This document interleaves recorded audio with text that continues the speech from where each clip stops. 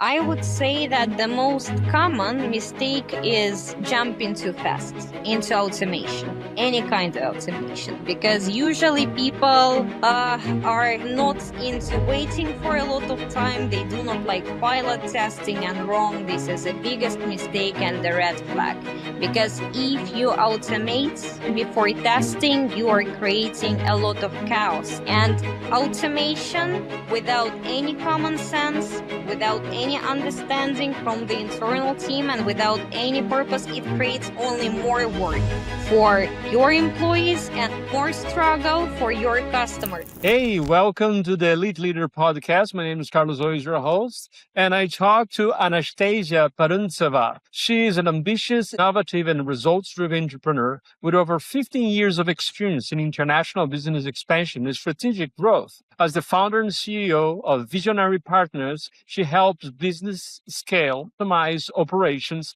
and break through growth barriers. Anastasia is an expert in leading global teams, launching new ventures, and driving market expansion. She has successfully managed 100 plus people teams and built partnership networks across 50 plus countries in EMEA, APAC, and LATAM.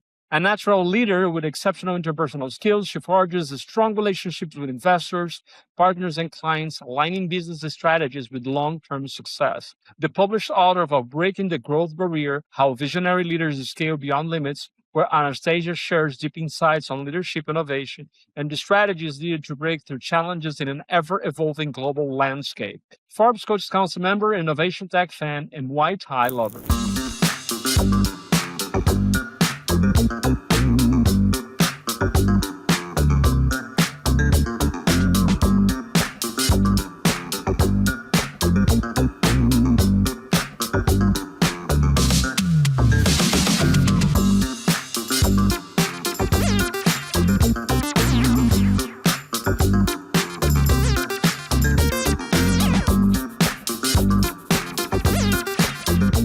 So, welcome, Anastasia.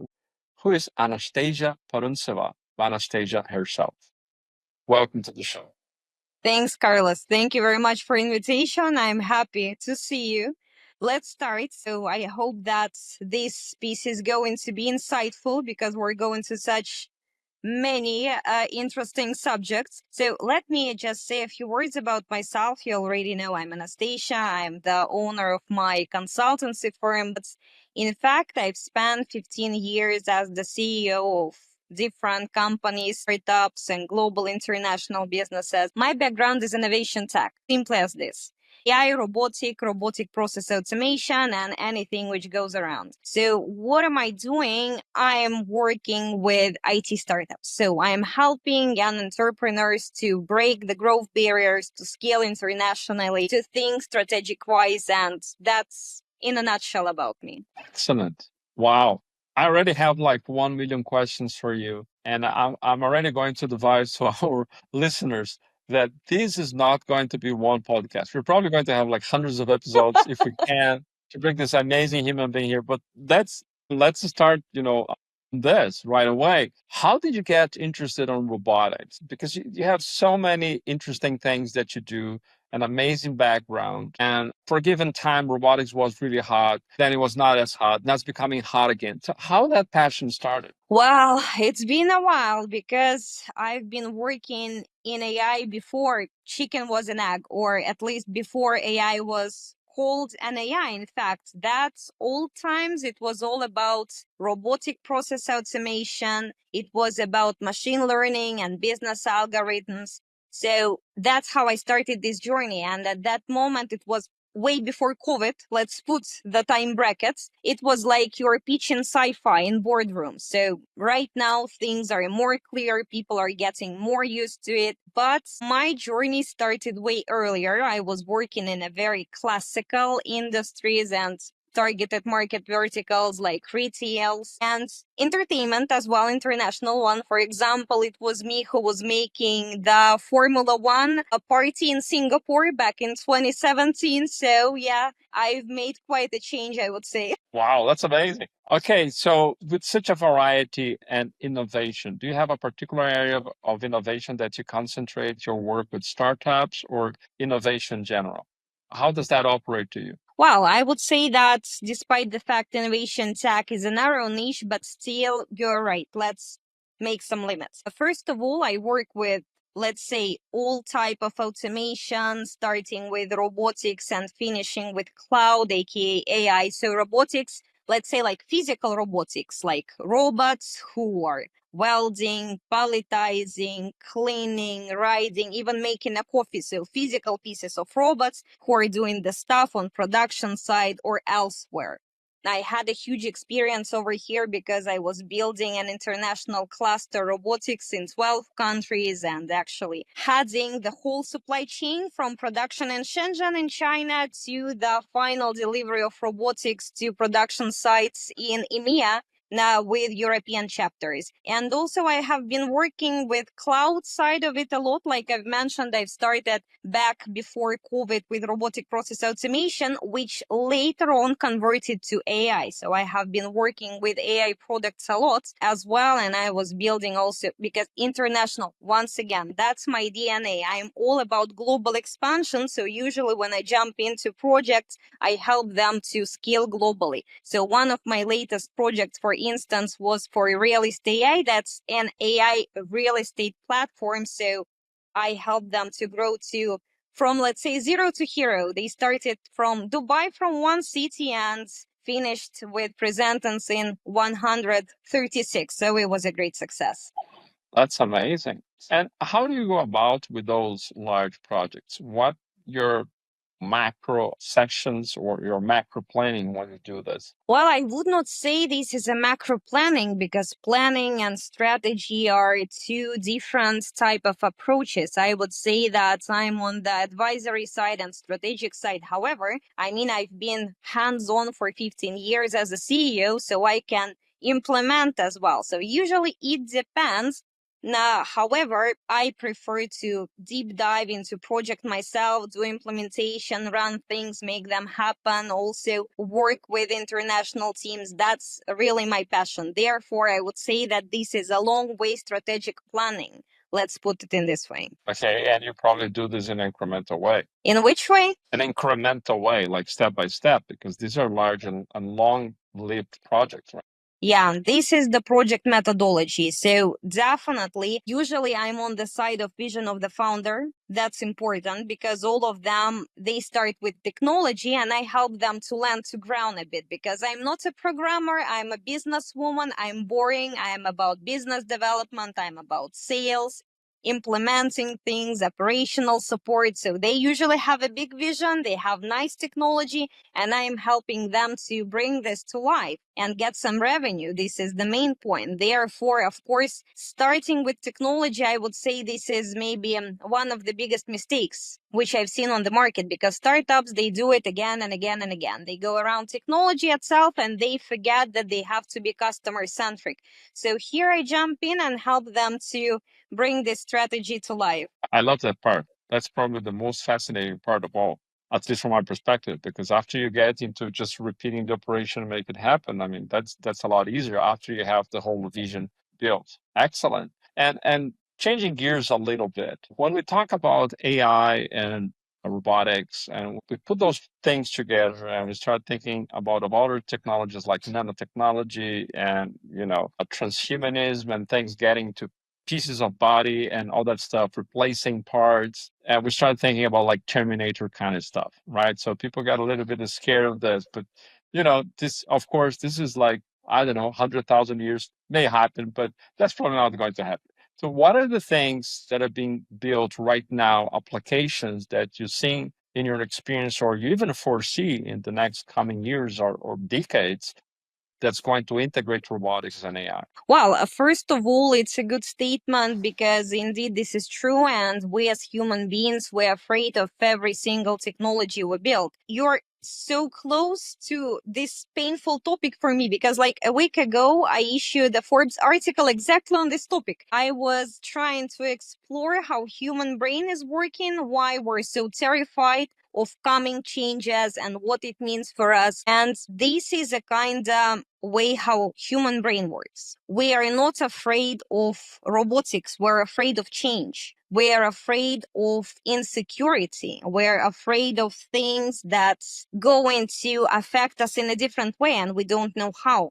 Let me give you some historical example, my favorite one. Now, Queen Victoria times, back there, when the first train appeared, that was a huge panic because people, they didn't know what to expect and they were terrified and they were thinking that trains will kill their workplaces and even melt their brains. There was a theory when you are riding too fast, your body is going to collapse. So there was a lot of hysteria around this topic. And in fact, what happens when the railway appeared, it reinvented the way we live, even the timing system, because before trains, you were looking at the sky, you were seeing approximately where the sun is and try to understand what time is that.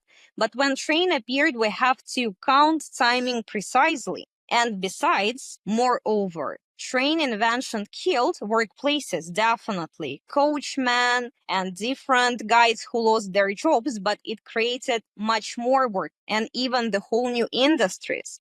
So the history runs and it goes all over again. The same story was with internet and the same is happening with AI. So I do strongly believe that there is a fear, but we misunderstand it very often. Of course, AI will take your workplaces. Let's be realistic, okay? It will take, but it will create more workplaces. And it's time for us to adopt. Because if you're trying to push it back, you're going to lose this game. Now, back to your question, finally. Integration between robotics and AI already exists for many years because robots who walk and talk, they also use the bits of AI like the voice recognition. They speak to you, they interact with you, especially humanoids. But what I really don't like about humanoids, that's they're scary. I mean, we have made this research some time ago, and robots which are above 120 meters, they're scary to human, like physically. We scare of a big object. So a perfect robot should be not taller than 120. If you see those friendly guys, people are happy to interact with them. Now, for example, the waiter robots, usually they have this kind of cute cat ears as well in the restaurant, if you have seen it. So that's perfect. And they already use AI for a long, long time. And what do you see the future of this? Where do you think this is going to appear more? Or perhaps even one area that it's not even explored yet that it would be interesting to explore when you combine these two technologies? Well, I would say that AI is only at its very beginning. Let's put it in this way. I could compare this change to the invention of internet. I think I have already mentioned this. What's changed when internet appeared? Everything changed because we disrupted the difference between time zones, borders between countries, they were crashed. And if having your web page was something mysterious and a fiction, now everybody have their web page. Even, I don't know, third grade children, they have their web page as well and mobile application. This is fine. So this is something which is very standard nowadays. This is going to happen with AI as well, because right now, if we're talking about, let's say, construction, healthcare, finance, banking, those industries, they already experience the change with AI activities, but all of them will be somehow reshaped, even law and learning as well. It will come sometime. However, I think that golden age of AI will happen when we will stop using Google for search. You will have one big button AI, which you will click to ask everything. So when people mind will change to this direction, so people will stop using Google and start going to, let's say, ChatGPT for every single question they have, this is going to be the start of AI golden era. You have a great experience in international businesses that, cross geographies and all that stuff, different cultures, different currencies, during tax tariffs, all that stuff that's coming, right? So right now, considering the current international market, what are the tough challenges that entrepreneurs are facing right now or in the next few months to launch an international business that are raised on top of innovation or use innovation as the major driving force? Well, there is one pretty common, and also I face it working with my clients and talking to people out there. Innovation tech is a buzzword right now. This is good and this is bad because it helps to, let's say, streamline and adopt faster. But on the other hand, right now, AI is hype. So when you approach adopting automation as a hype, it's a nonsense, in my opinion, because there should be a goal for automation. There should be a common sense. There should be idea behind business processes analyzed. If you are implementing this, as many guys do right now, because I have been talking to multiple businesses and they're like, we just need to have an AI because everybody have an AI, right? If we don't have it, we are old school. So we need to have an AI. So this approach is wrong because you need to start from purpose. You are doing a mess if you automate without any common sense. And moreover, you will do a big disruption within your own team because team management, people adoption and automation tech, that's something that every single entrepreneur should start with. Talking to people, explaining them how AI and automation will help them to streamline their processes, not taking their job, not their making NMS, not stealing the data. If you do it to make some hype and buzz on the market, you will fail. So provocative and deep thoughts, and opens a can of worms for so many other questions. There's so many things that I'm curious to know about this. You have a lot of experience working with innovation. What is one project that you work on, or either yourself as a CEO or helping entrepreneurs launch their business that really touched your heart and say, you know what, that made my life being worth living? And something else, this was really impactful. This will have a great impact in the world. Every now and then we face some of those things as, you know what, all that effort was because of this. Well, I'm trying to think about this, and all of the projects they have been very impactful. That's why I'm actually working in innovation tech, because it means a lot for me, and this is something that inspires me every day. And I might name physical robotics and the day when robots prepared a frappuccino for me and brought it to me. That was exciting. Or the day our AI assistant sold real estate to an investor without any human interaction. Like literally, AI sold 500,000 property to an investor without any human job. That was amazing. That was something totally new to the market. But I would say there was a moment when I started believing in automation. That was my first job in innovation tech, robotic process automation. That was called a very old ancient technology back before AI. Now it was an automation, but framed by humans. So the process has some strict criteria. It goes ABC and it's not allowed to make its own decisions. So that's what RPA means in simple words.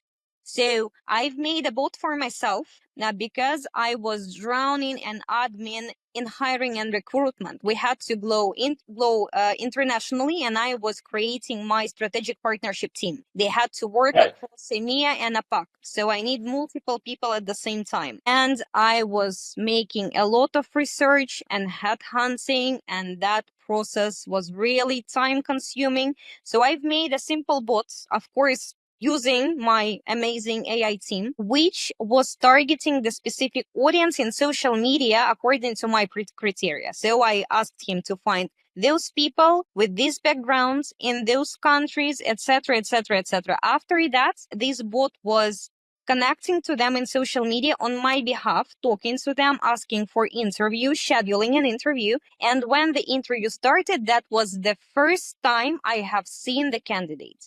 The first time.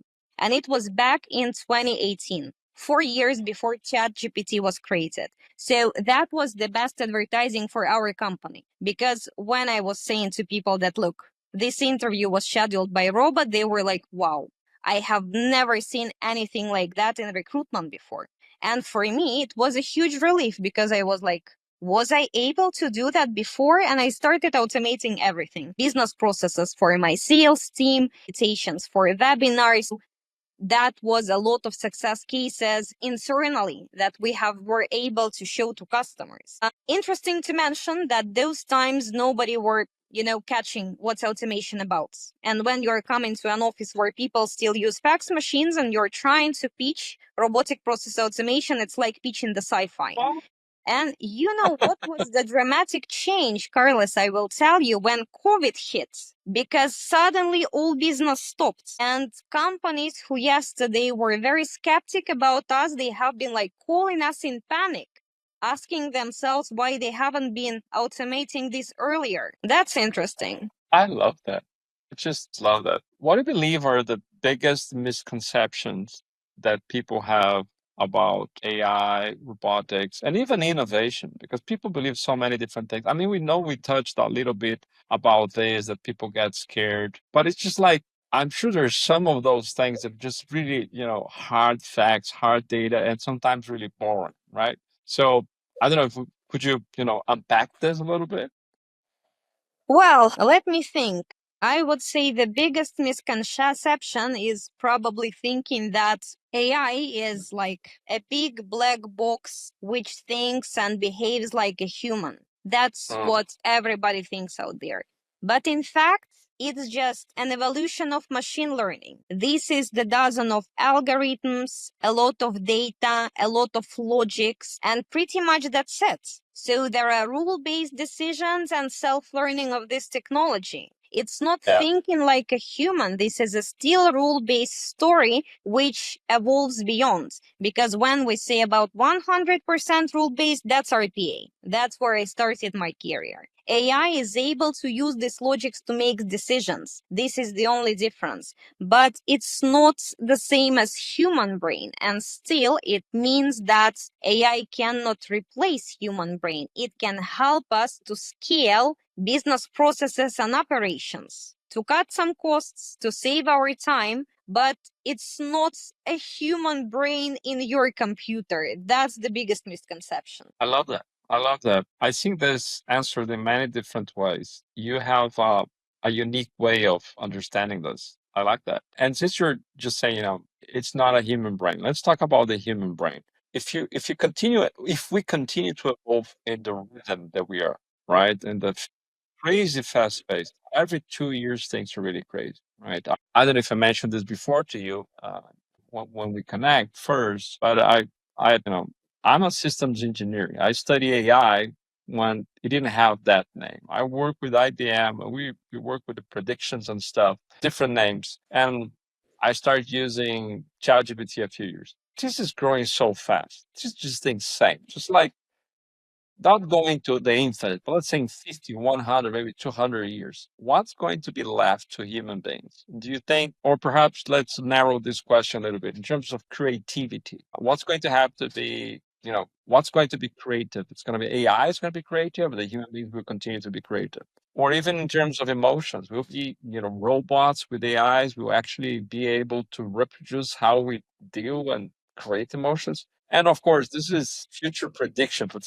what's your feeling about that? I mean, what's going to happen? I would not say that all creativity goes to AI. This is still a lot about human work. What AI does, at least nowadays, definitely it will keep on evolving. But it can help you to analyze, it can help you to access your thoughts and even generate something. But the idea behind, the content behind, the culture behind is still human. Therefore, of course, we should treat AI not as a modern artist, but as a tool helping new wave of artists. I strongly believe that a lot of new career opportunities and new jobs will appear, like an AI engineer, AI administrator, AI art creator, AI designer, etc., etc. I would even tell you that I have a lot of friends in game dev. Game dev, it's also one of the innovation tech niches, and they have their pilot departments of AI testing designers already. Pilot phase, but still, people whose job is still to be an artist, but using AI tools to be faster, to have better content, to optimize it in a better way, to utilize it in a different way. This is the main challenge. but still something which keeps with us is our culture, our humor, our guts, the logics behind, the logics which is very much interconnected not with your, let's say, cultural understanding. This is something that machines, they cannot do instead of you, but they can help you to reach your goal faster. So I believe that AI is a great tool, but still this is a tool to help us humans in many ways. And we should not treat it in such a way. Of course, you get rid of a lot of stuff you do, but you get rid of it to focus on more creative thinking, strategic thinking, high level tasks. So in fact, automation is helping you to get rid of repetitive tasks, which actually makes you a robot. That's a lot to think.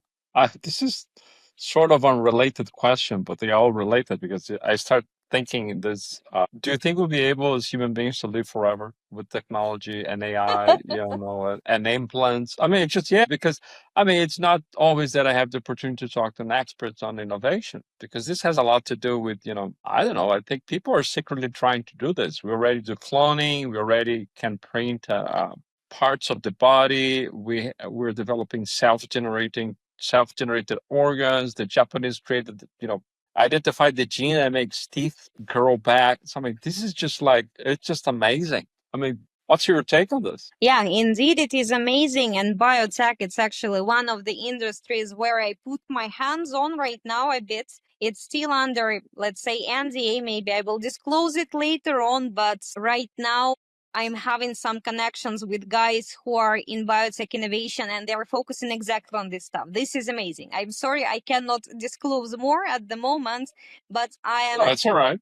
A believer in this as well. However, there is a big difference between giving you an extra tooth or third arm and living forever, because this is a very ethical question. You should remember a Greek myth about the ancient hero Theseus. So right now in Greece, they still have his ship, the old ship from historical myths. So this is a very famous paradox because every single year in the museum they were changing one part of the ship because it was wooden, it was old, and it was damaging very fast. So they changed one part, next year another part, next year another part, until they changed all of them. So the ethic question, is it still at the sales ship or not anymore? Is it? So I believe that the same question is going to be with the human body. Of course, we can replicate your brain, we can put it into humanoid robot,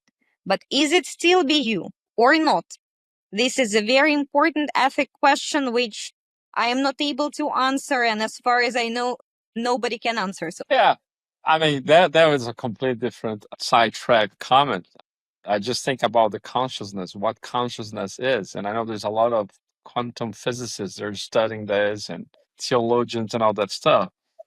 Because the feeling that I have, the way technology is and what we learn now, I mean, we can live a lot longer if we take care of our health. I mean, the medicine's improving, so many different treatments. And even I have a prosthetic leg. So I can foresee that even in my life, I'm going to see something that's like attaches in my, residual limb in a different way. Like we have the iRobot, the new version with the Will Smith and stuff. When those things integrate, and when you start thinking about implants, nanotechnology, and people, that don't have any movements in the body, they can start, just using thoughts control machines. So this is just sort of the way we're going.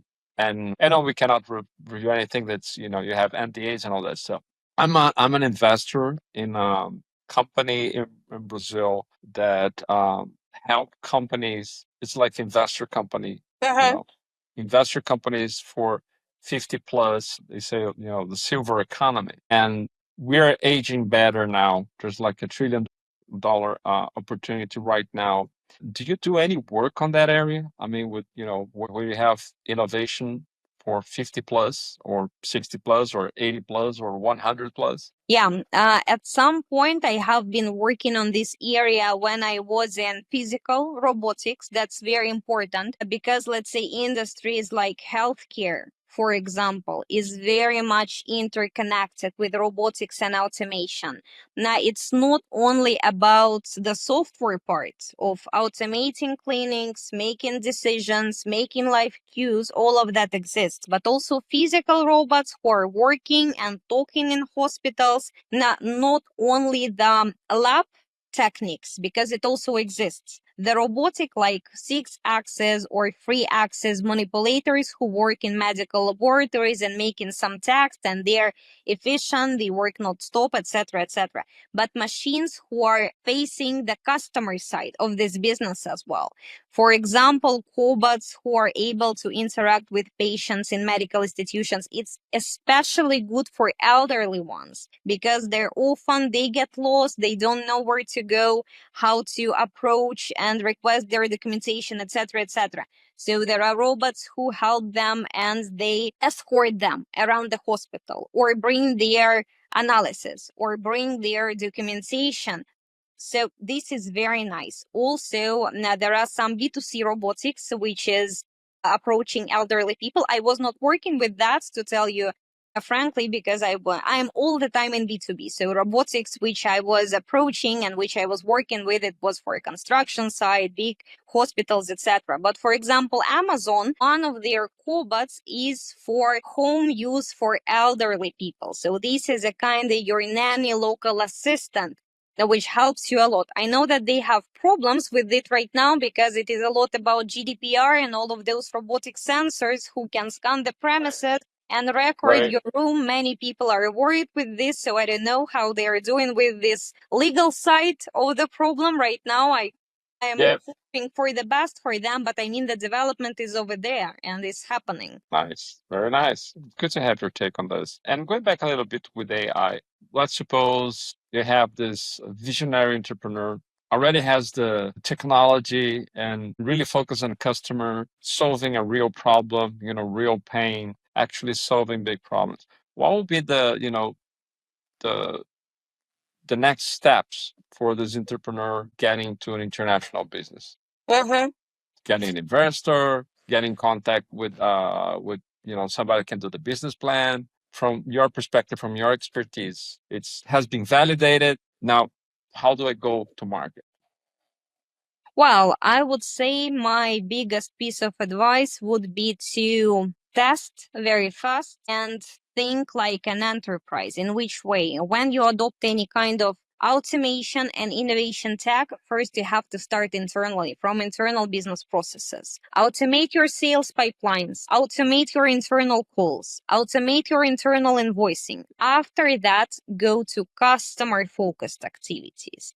Automate the incoming inquiries, automate the customer success line. Right now, there are a lot of things which you can do. For example, AI assistants, there are many of them on the market. And then after that, you have to start scaling globally and implementing your business processes internationally step by step. A very big benefit is that right now startups using AI and innovation tech, they have this power, they have this speed, they have this ability to grow fast that they had never before. Only big corporations could use those forces. Using AI and automation, now everybody can do if you have a wise approach to this. But you have to stop slowly, carefully. First, you do it internally, then you focus on the customer approach, and only after that, you try to go step by step internationally. This is a very big topic, and this is complex one. It's not for, I would say, even a series of podcasts. So that's why this is my biggest and the most demanded expertise. So people are coming to me mostly with this kind of request, how to go globally. This is a complex subject, I will tell you right away. Make small steps, try hypothesis, test very fast. You work like a startup fast and think like an enterprise globally. I love that. Before the next few questions, how people can get in contact with you? What's the best way? Well, I hope, Carlos, you will give my link somewhere to my LinkedIn after this podcast so people can see I absolutely will. right I'm away. just saying this because some people are actually in a treadmill or driving, and so we Yeah. have the auditory connection on this? Look, I'm usually very easygoing, so using my name and surname, you can just still GPT chat me or Google me for old school users and find my contacts right away. I'm very hands on, so if you text me on LinkedIn, I try to reply pretty fast. And even it's not about business or partnership relation, I'm very open because I'm an innovation tech freak. And let's say I'm very much excited about what I do. So that's how we catch up with you, Carlos, as well. We just try to have a call to exchange some thoughts, and that's where it came. So for an easygoing and insightful speech, I'm always open. Love that. So, Anastasia, you sound like a very strategic businesswoman. Were you always like that? I mean, what was the turning point for you to start thinking a more strategic way? You have a very long history of successful history of being a strategic businesswoman. But what was the turning point for you? Well, I would say that most likely it happened organically because I started working very early and I never in my life had those abilities for, being promoted somewhere or being paid for something or being introduced to somebody. I have a very, let's say, simple family. So I started working from since I was 17. In 20 years old, I already had my first director position. So I was very young. I was under a very big pressure. I had teams of people who I had to manage right away. And those people, they were 45 years old. So I had to have a very thick skin. So years and years and years of experience. There is no magic pill. I am sorry. I will disappoint many people right now, but it's a hard work, simple as that. So you do your own mistakes, you analyze, and that's good old times. There have been no fashion for, let's say, private coaches or trainers or consultants. We had no idea what's that. So now times are changed. So luckily for young entrepreneurs, there are people like you and me, Carlos, who can share their experience and help you to avoid a few mistakes which we have made ourselves in the past. And that leads me to another question. What are the most important skills from your experience for leaders that are in innovation? Or other angle would be, people want to really innovate or not necessarily disruptive innovations, but keep on innovating, adding technology. What are the key leadership skills that are needed in the next few years? Well, that might be unexpected, but in my opinion, this is an emotional intelligence, first of I all, love that. because all innovation starts inside your team. And you have to be the one talking to people, spending time with that, explaining. Otherwise, they will be defensive against any technology. And I have been meeting this so many times in my career. Sabotage. Terrible. You would be surprised when people were, let's say, rising against the robots and technology and they have been switching them off. They have been sabotaging the systems. They have been saying that, look, I have been working in Excel for the last 20 years. I will not switch. No way. So you have to be smart enough to speak to your people and explain to them. And of course, the greatest advice would be to lead by example, not by your title. That's leadership class right there. Thank you. Thank you. Really helpful. Okay, I have a few other questions, but before I keep on asking my questions, any question that I should have asked you before and I haven't, that you say, I love if Carlos asked me that question, or some topic that you want to address now, since you already, warmed up our brains on this conversation? Well, that's a good one. Let me think. You can ask me about how is that being a unicorn in innovation tech, aka a woman, because in innovation tech there is like I don't know 0.1% woman interacting. And I'm a huge advocate for women in business, so let's speak up on this topic. So it's like the black swan, right? So okay, so what is it? Okay, let me come with this original question. Understand? I was thinking here, how is it for a woman to work on innovation? Carlos, amazing question. Thank you very much for approaching this. That's an important one. I love that. Let me answer very straightforward. It's hard. It's hard because over the years I've heard everything, starting Really? from you don't belong My here, and finishing my to God. you are very talented for a woman because Oh working my in God. technology, Really? I her, can't believe that. You actually heard that? Did you yes, actually many hear that? times. Like, Many on different market, even the most polished corners of Europe. Because innovation tech is a man world. It's not good, it's not bad, it is what it is. And woman is like a very rare unicorn over there. And imagine, I was not a woman in innovation tech, I was leading a teams of hundreds of men. So it was hard. You have to have a lot of self respect and you have to be very stubborn to be there. And I know how it's hard because I experienced all of that. And I am a proud member of Women in Tech Society, International one. It exists.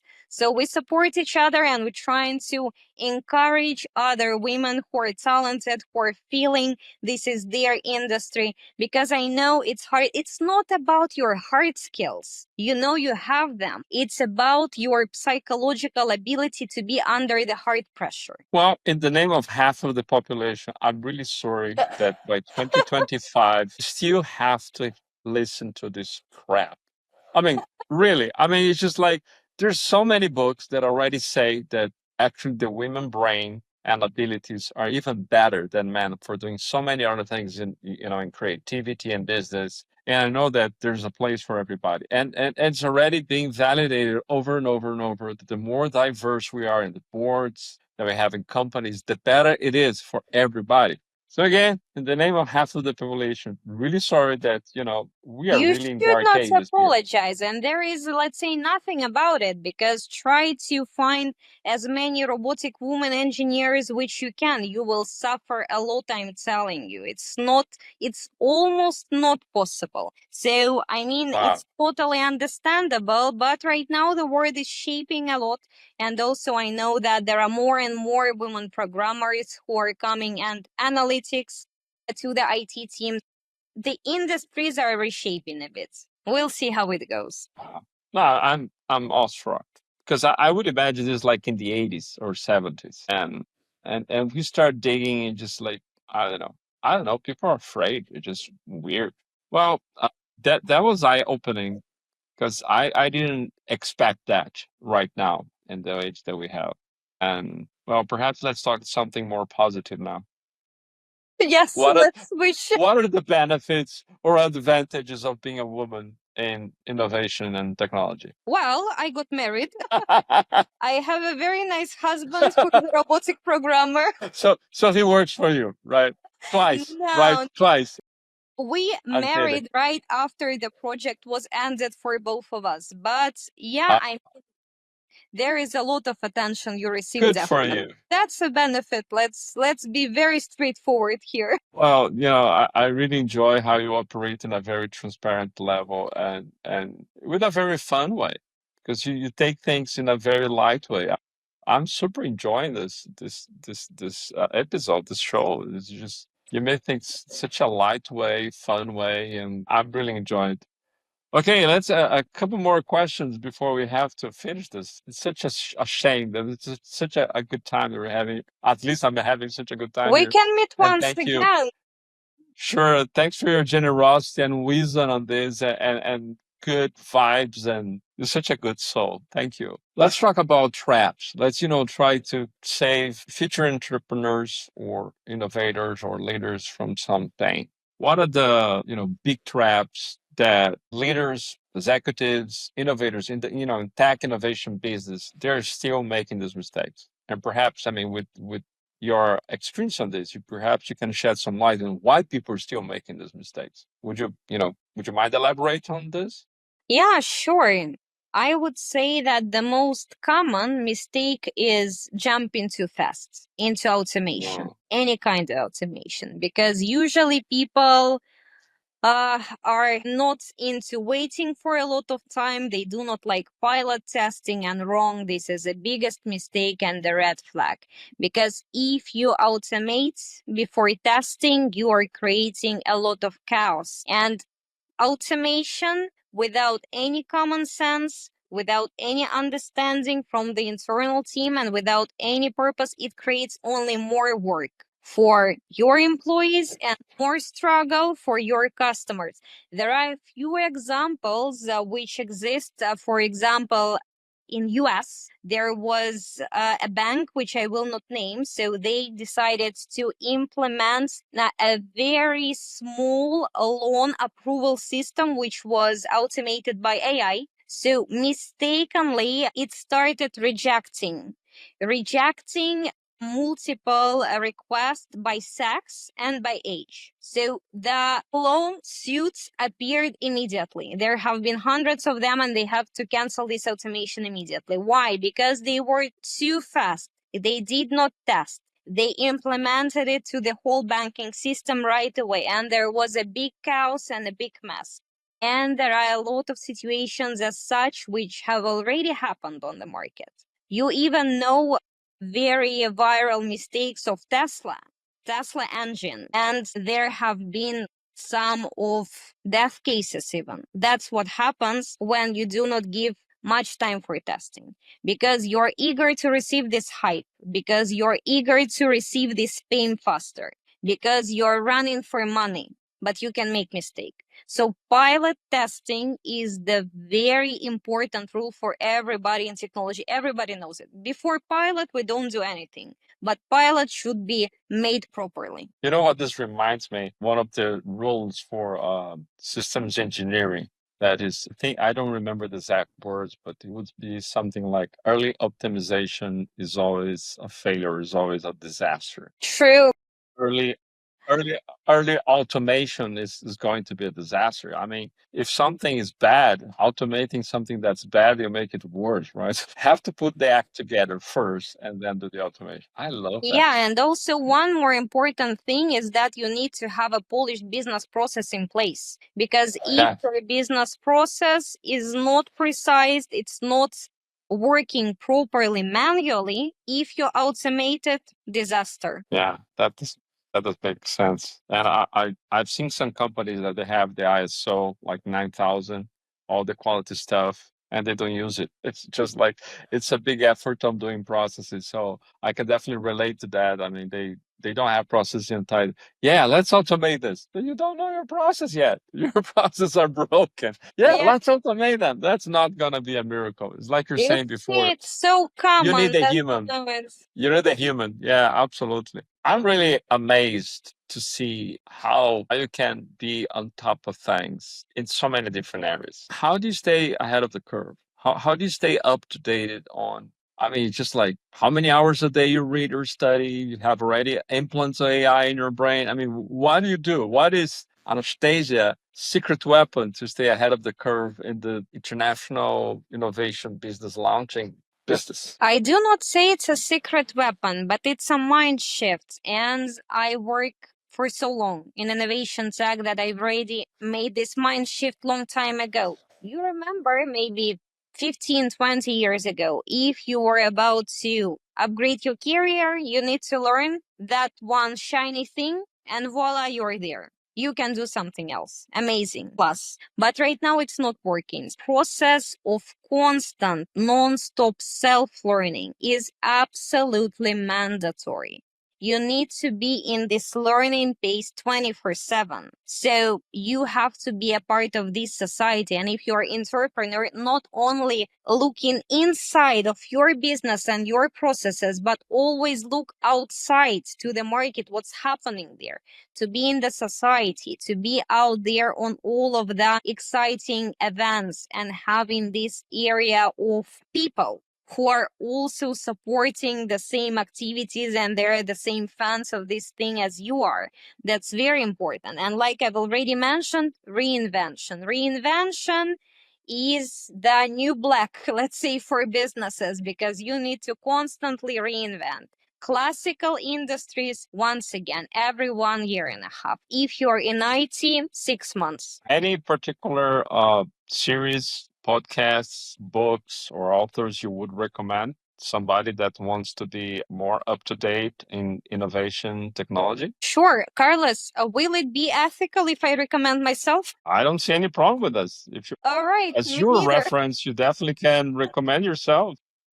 Yeah, I was not selling, but I'm a book author as well. Now, me and Carlos, by the way, we got acquainted in Forbes Coaches Conceal because we're all proud members, and it was one of the ways how I can express and share my experience because that was actually one of the points why I have started my consulting business because I decided not to lead one specific team. Okay, being CEO is nice, but you go from project to project and you see the same mistakes, the same bottlenecks, startups and the innovation tech companies, they do the same again and again.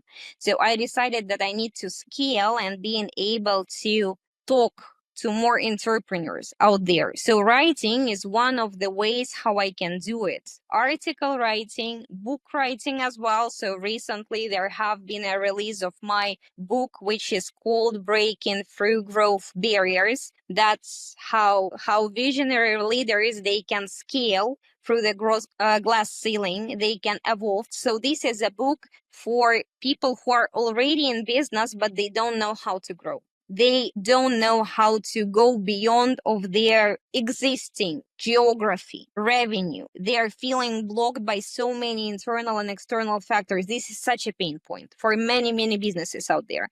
So this book is, let's say, the cheat sheets from my experience. What are the most important, not only pain points, but turnarounds for them. So I'm trying to think together with entrepreneur how they can work around this and how they can break this growth barrier. So I really enjoy this. I hope you enjoy as well. Awesome. And of course, this link will be or is already available, right? Because we're recording and we're talking to the future, right? So the link is already available here Much for you appreciated, to Carlos. get the book. Of course, absolutely. We are here for you. This is just amazing content. Let's go up a little bit on the abstraction level here. Getting, Anastasia 360 degrees. If you had the opportunity to leave a message that will be in a gigantic billboard or a digital billboard that every single human being would be able to read your message. And it doesn't have to be your sentence. It could be your quote, Anastasia by Anastasia, or it could be something that really was impactful for you, not only for business, but for your life. What would be that quote, that sentence, or that text that would you like to leave as a legacy, as a seed in every human heart that still beats on earth? Well, that's a hard question, but maybe thinking more about my experience and things which I went through and some nice advice that could cheer me up in the hardest times would be something very short. I would say that fear is something that doesn't exist if you're brave enough to move forward. That's pretty much it because this is something that helped me in the worst times when I was crashing down and that was challenging business wise and personal wise. You just have to move slowly, one small step every day. So when you turn around, you will be surprised because you will see that you have made a big progress.